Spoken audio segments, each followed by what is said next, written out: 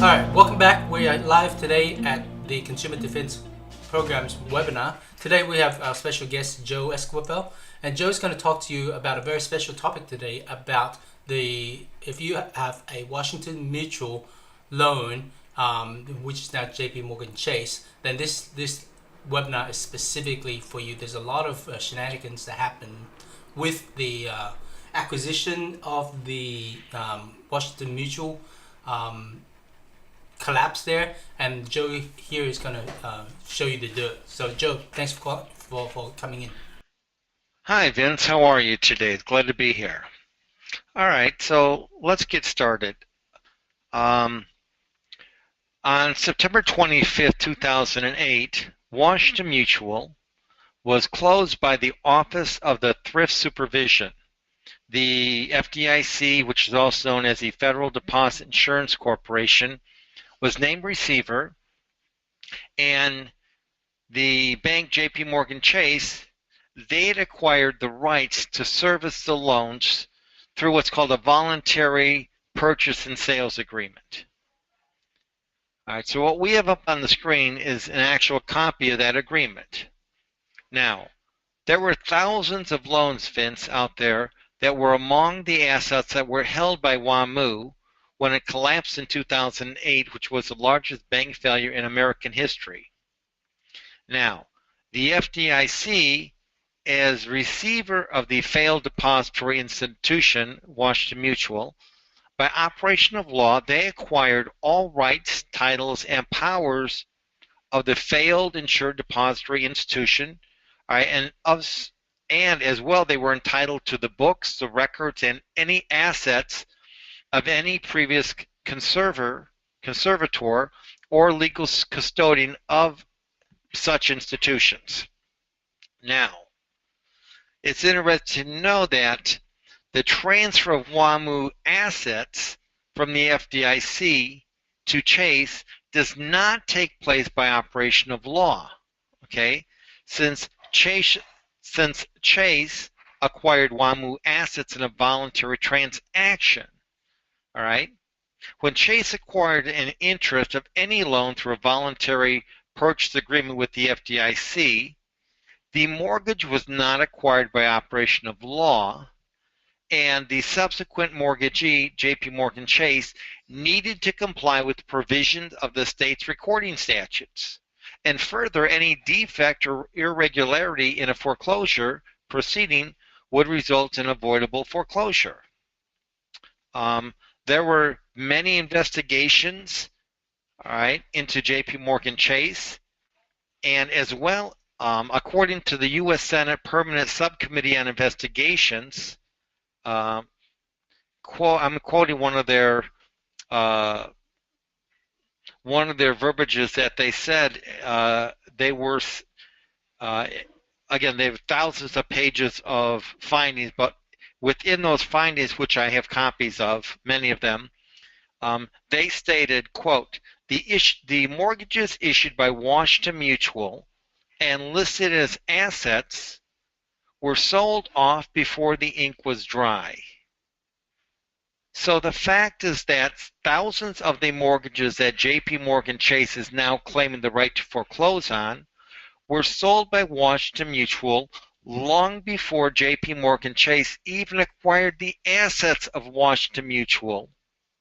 And that means that JP Morgan Chase never acquired thousands of notes they now lay claim to own as a purchaser of Washington Mutual assets. There is no mortgage log book. There is no schedule of assets. All right. Within this document that we have on the screen, all right, they say, all right, they're going to acquire assets, but none of these assets, all right, there is no schedule. It doesn't say anything. It doesn't say, all right, what assets they were to receive. So JP Morgan Chase is stating, well, I purchased this asset from the FDIC. Show me within this 112-page document what you purchased. Many of Washington Mutual loans were sold to Washington Mutual Trust, a REMIC, real estate investment mortgage pass-through conduit. So that's a separate entity, a separate company altogether. Correct. So if I sell you a car, Vince, okay, and years later you pick up the title, you found that the apartment I was living in, you found a box that had a title to a car that I sold years ago. All right, now you come and say, hey, I've got the title to your car, Joe. I'm going to ask you, how did you get it? I sold the car years ago.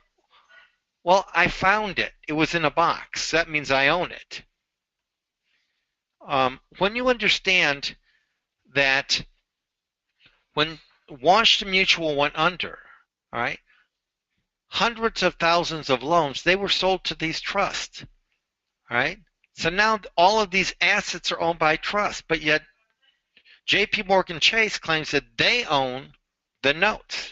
So let me reconstruct the sequence of events from the homeowner's perspective. I closed with probably a local company, ABC Mortgage Company, who then sold it to Washington Mutual, who then I was making payments to Washington Mutual, back in 2005, 2007. I was making payments, and all of a sudden, all that went down, and now I'm making payments to.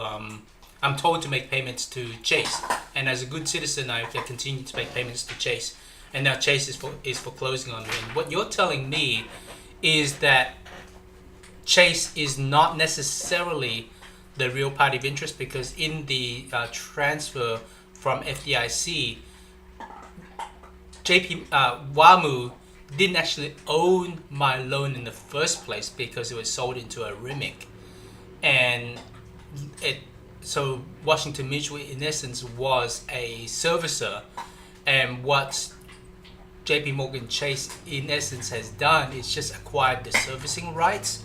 Am I hitting the right track here? You are hitting it correctly, 100% on the head. Just because you've acquired the rights to collect fees on payments that I am making, that did not give you the right to acquire the note or the mortgage or the deed of trust or anything. When you look at what the U.S. Senate Permanent Subcommittee on Investigations said, all right, they say that Chase never acquired these loans. Right? Chase has taken advantage of the complex finance system to defraud yet thousands of homeowners, all right, when Chase has already benefited from the American taxpayer bailout. Chase does not fall within any of the classifications of holders in due course on any of these loans, having not suffered any financial loss relating to the loan or having been a real party in interest as a lender or financial institution, all right, originally. So what if they're saying that we're the servicer and we have the rights to foreclose as a servicer? No. What if they say that? What's my argument in defense then? Well, they're not saying just we're coming forth as Pete, person entitled to enforce. They're saying we're the owner of your loan. We bought the asset from the FDIC. That is what they're saying. So you've actually seen court documents stating to this fact? I've got, if you were to look at, here's this Permanent Subcommittee on Investigations. It's 307 pages. You can go through this and you can read, again, this is one of the many documents that we have as to what's happened. If you understand that Washington Mutual retained no beneficial interest in the promissory note, okay, when they sold the asset to these trusts, okay, right? They didn't keep any beneficial interest in this note. They sold the asset to the trust, all right, being the intangible obligation. So how can Chase acquire what Washington Mutual no longer had? If Washington Mutual transferred all of its beneficial interest in the note at the inception of the loan and it never entered it in its books as an asset, and it entered no corresponding evidence on its ledger as a liability in case of the homeowner's default, then Chase did not acquire ownership of the note by purchasing Washington Mutual's assets because Washington Mutual Bank had nothing to sell. Because it was already sold. It's gone. It's sold to a trust. Correct. Chase did not have standing to enforce the note because Chase is not the owner of the note and not a holder of the note and not a beneficiary of the note. So how is it then Chase is going forth to the judge or and then going forth and foreclosing if that's frankly done illegally? Because nobody's articulating the arguments correctly and the judges aren't paying attention. People are not diving into the deals. So let me get this straight, Joe. So for those of you listening to this call, please understand the judge does not know the law. The judge is not responsible or is required to know the law. That may sound really shocking to you, but that is the fact. Okay, he who is in litigation is responsible for bringing the law to the judge so the judge can rule based on the law presented and the evidence presented. That's it. The judge can be an ignorant dumbass for all we care. The judge is only there to see the facts before him or her. Please understand that. I want to make sure you absolutely understand that, black and white. So when the judge comes and he or she is completely ignorant about all this stuff, and then the attorney for Washington Mutual, J.P. Morgan Chase, says, "Hey, look, we're J.P. Morgan Chase. We are the servicer. We own the loan, and Bob here hasn't been making his payments. We want to foreclose." The judge is going to take it on face value. That's it. So it's up to you as the homeowner in distress facing this to bring all these defects and educate. Take the time to educate the judge and say, "Hey, judge, here's what actually is going on. Do you understand? This is what's actually going on." And JP Morgan Chase is coming here in fraud without any real standing at all. Here, as a matter of fact, I have an affidavit from a mortgage fraud investigator who has many, many years of experience to testify with first-hand knowledge to the fact that JP Morgan Chase is not the real party of interest. And that's if you get a audit from Joe, and Joe will provide you with a securitization affidavit that tells point by point what's supposed to happen, what didn't happen, and what JP Morgan Chase did and did not own, or whether they have the rights or not. And he can testify as an affidavit and be brought into court as an expert witness to testify on your behalf to say, "I know for a fact that through my investigation that Chase does not own this loan, and here's why." Now, one of the things that you want to be aware of is when you get a securitization audit or a loan fraud audit or anything like that, is who you got the audit through. If the person came to, went through a weekend workshop and knew a few tricks, and then when the push comes to shove, the opposing counsel has the right to cross-examine any expert witness that you bring forth, any person that writes an affidavit, get involved. They will cross-examine the expert witness, and they will rip them apart. And if they hear saying, I took a weekend seminar, they will be laughed out of court. And oftentimes, a lot of these people who are doing audits are getting into trouble because they are not expert witness and they do not qualify. And so you may have paid a few $100 or a few $1,000 for your audit, and that whole thing gets tossed. It's a complete waste of time and money. And that's why I've chosen to work with Joe, is because Joe knows his stuff. He can testify, and he's had many, many, many, many years of experience dealing with this stuff, and he can actually stand up in court and be defended as an expert witness. Anyway, Joe, sorry about that. Okay, so when people understand that, the purchase and assumption agreement, which we have up on the screen, all right, it functions equivalent to a bill of sale or a similar type of contract. However, It contains no name, account number, or other information that identifies specific characteristics of all of these loans that Chase says that it owns. Okay? So when you understand that, Chase is claiming, well, I bought everything. Well, what is everything? If Washington Mutual no longer owned it because it's in a trust, how did you acquire it? You know, how much did you actually pay? Did you pay the book value, right, to the FDIC for each of these listed assets? So, am I supposed to ask this of the opposing attorney? How is he supposed to know any of this stuff? He's an attorney. He's supposed to know all of this information. Whether he does or not is irrelevant.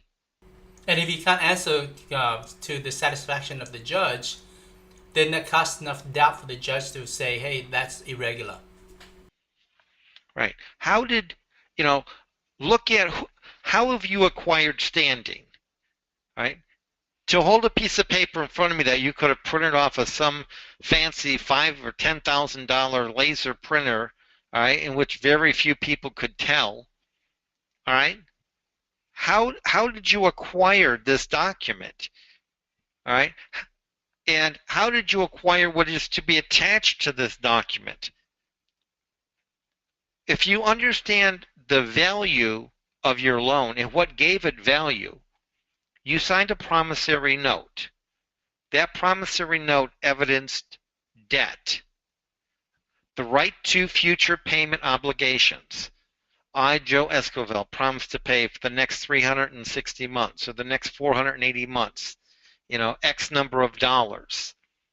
That is the value. That is what gives that note, the uniqueness of being valuable. Okay? However, what happens is they sell that promise to pay, that intangible record, all right? They sell it under an Article 8 transferable record. They sell it to the trust. So now the note belongs to the trust. Does the deed of trust, does the mortgage, the deed of trust also belong to that trust? Was there an assignment? If you understand that the purpose of an assignment of deed of trust or the purpose of an assignment of mortgage is to memorialize transactions pertaining to the sale of the tangible promissory note and the acquiring of rights, it does not cause the sale, nor does it cause the acquiring of rights. Those are done pursuant to statutory requirements of law. And there is only one statute, all right, that pertains to the acquirement of rights from negotiable instruments. That would fall under UCC 3203. If you were in California, it'd fall under California Civil Code 3203. If I was in New York, it would fall under New York. Its equivalent would be under 3202. So if you have not acquired rights in accordance to law, what did you acquire? You've created a piece of paper of which you're trying to lay down breadcrumbs for the court to say, hey, I've acquired this legally. See, I have an assignment. Oh, I made it from me to me. I made it from JP Morgan Chase acting as receiver from the FDIC to JP Morgan Chase. So I'm taking my left hand and handing it to my right hand and saying, thank you very much. I now own it. Yet many times you look at these assignments, they have it from the lender to the trust. Or with JP Morgan Chase, they have it from JP Morgan Chase to the trust. Wait a minute. How did JP Morgan Chase get this?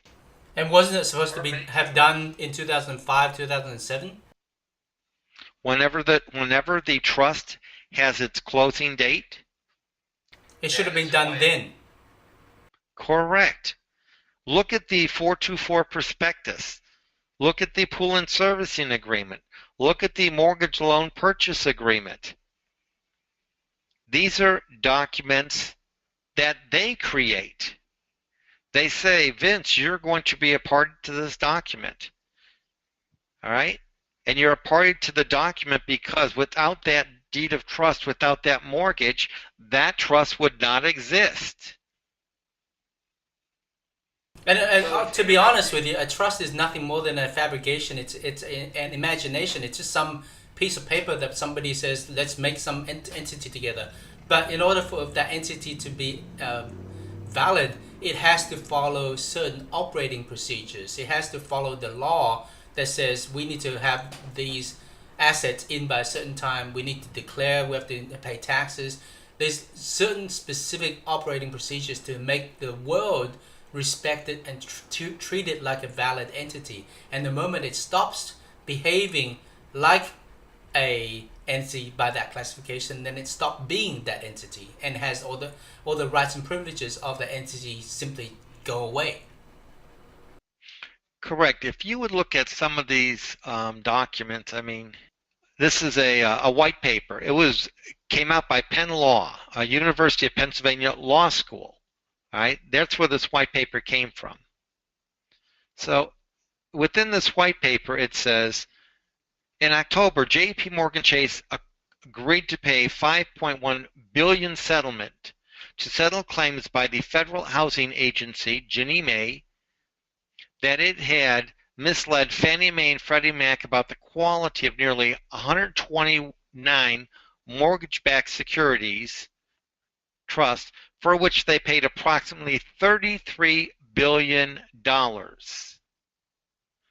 On November 15, 2013, Morgan agreed to pay a group of institutional investors $4.5 billion to settle investor litigation over the sale of mortgage-backed securities. The following Monday, it finalized a record $13 billion settlement with the Justice Department over the same activities. So, if they're so innocent, why are they paying all of these billions of dollars to settle all of these cases in all of these settlements? They're paying all of these fines for all of its wrongdoings, and then they say, oh, well, we really didn't do anything wrong.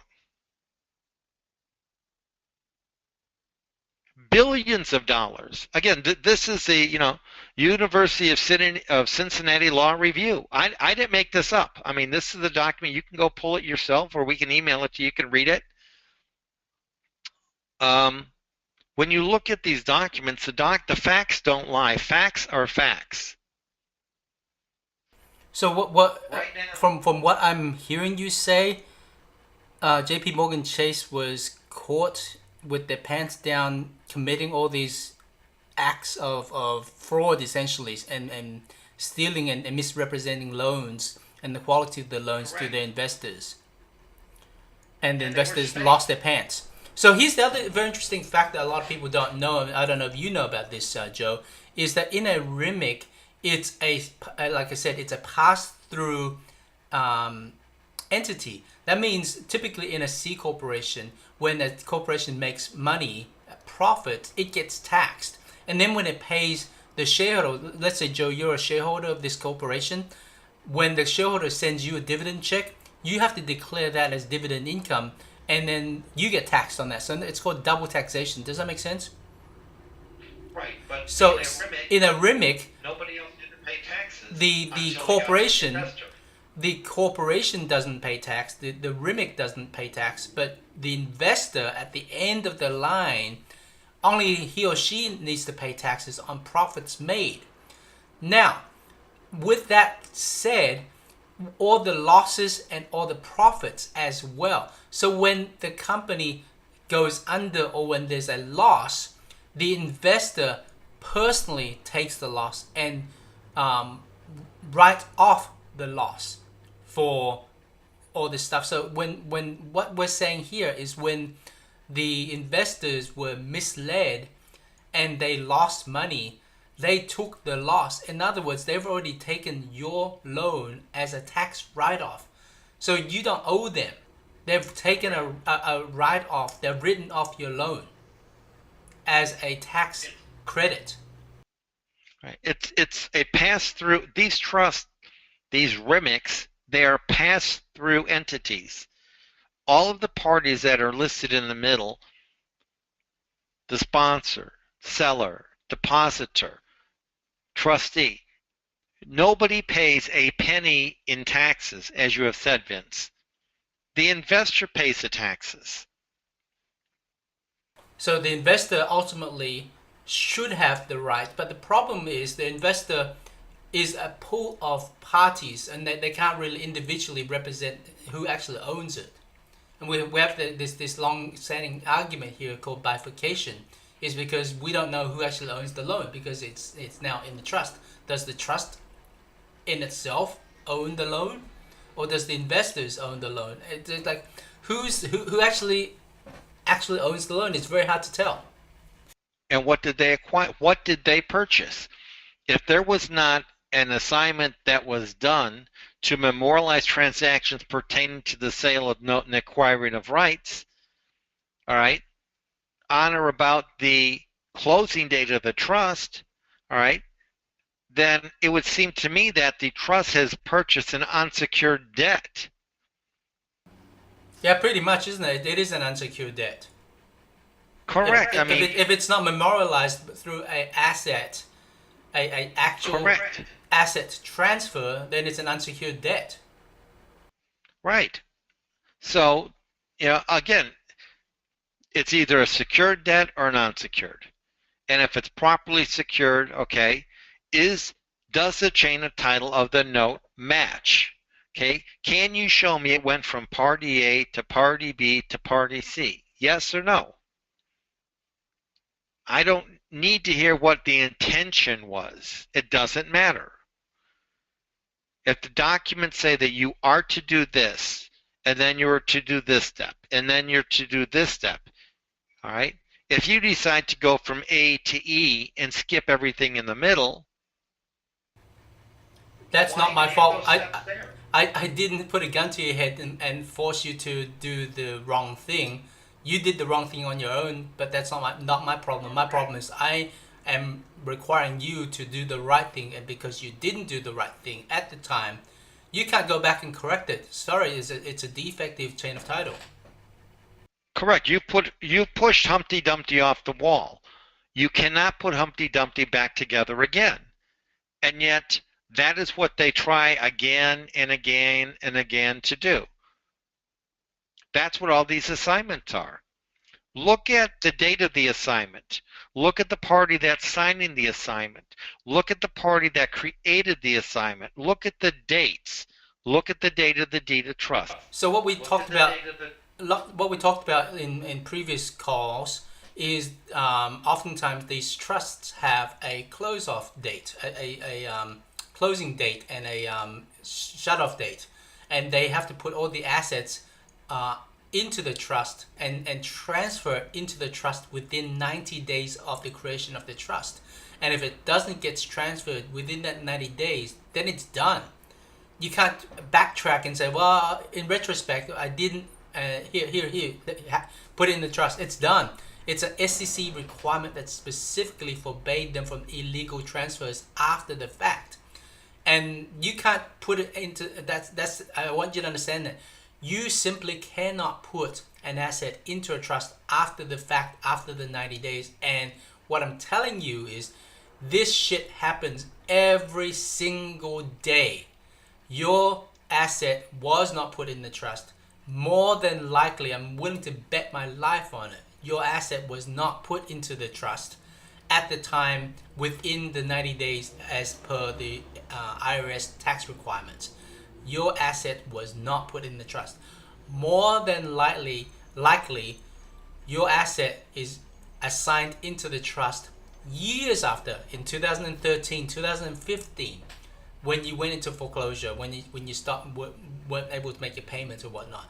Then it gets transferred magically into the trust, and now they say, well, the trust owns it, and therefore we're foreclosing. The trust doesn't own it. The trust cannot own it. It's like throwing spaghetti at a wall. It doesn't stick when it's dried. You're throwing dry spaghetti at a wall. It doesn't stick.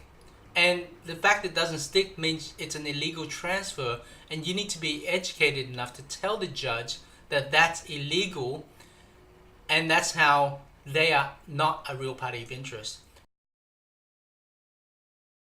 Correct. We didn't make the rules, you know, but they expect all of the banks, or I mean, the banks expect all of the homeowners to follow the rules, but yet they don't want to follow the rules. They're above the law. That's exactly what they think. And this sort of, I mean, let's call it what it is. It's fraud. They're stealing your house. They're retrospecting, and they have all these assets, and they're relying on your ignorance to say, well, sure, we're doing something illegal, but who's going to know about it? Who's going to be sophisticated to actually point out this fraud? And so what? We may get caught once in a while, but for the most part, we're stealing houses left, right, and center. Business is good. We're willing to pay the fines. Once in a while, we get caught. Right. So what? Right. I mean, when you understand that all of these assets were supposed to be put in there, what's on the screen, that is an actual publication. All right. A 938 publication that says real estate mortgage investment condo, a RIMIC, just as you said, Vince.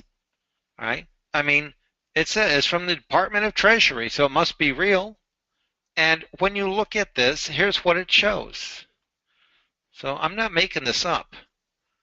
All right. For example, here's a trust that's called Bank of America Funding, 2009-R6 Trust, Mortgage Certificate Series 2009.